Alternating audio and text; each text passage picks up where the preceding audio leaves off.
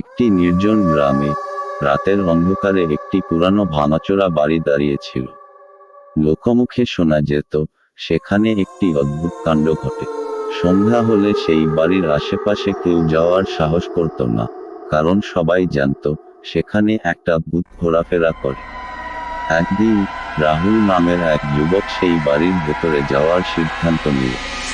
সে বিশ্বাস করত না ভূতের গল্পে। রাতের বেলা একটা টর্চ হাতে নিয়ে সে বাড়ির ভেতরে ঢুকল। ঘরের ভেতর ধুলো আর মাকড়সার জাল ছাড়া কিছু ছিল না। হঠাৎ এক অদ্ভুত শব্দ শুনতে পেল রাহুল। সে দ্রুত ঘুরে দাঁড়ালো, কিন্তু কাউকে দেখতে পেল না। এমন সময় পেছনে থেকে কারো নিঃশ্বাসের শব্দ আসতে লাগলো। ভয় পেয়ে গেল রাহুল, কিন্তু সে সাহস হারালো না। অল্প আলোতে সে দেখতে পেল একটি ছায়া ধীরে ধীরে তার দিকে এগিয়ে আসছে। ছায়াটি যখন তার একদম সামনে এসে দাঁড়ালো, রাহুল দেখল এটি একটি মেয়ে, যার চোখ দুটি একেবারে শূন্যতায় ভরা। হঠাৎ মেয়েটি চিৎকার করে উঠল, আমার প্রাণ ফিরিয়ে দাও। রাহুল আর দাঁড়িয়ে থাকতে পারল না। সে দৌড়ে সেই বাড়ি থেকে বেরিয়ে এল।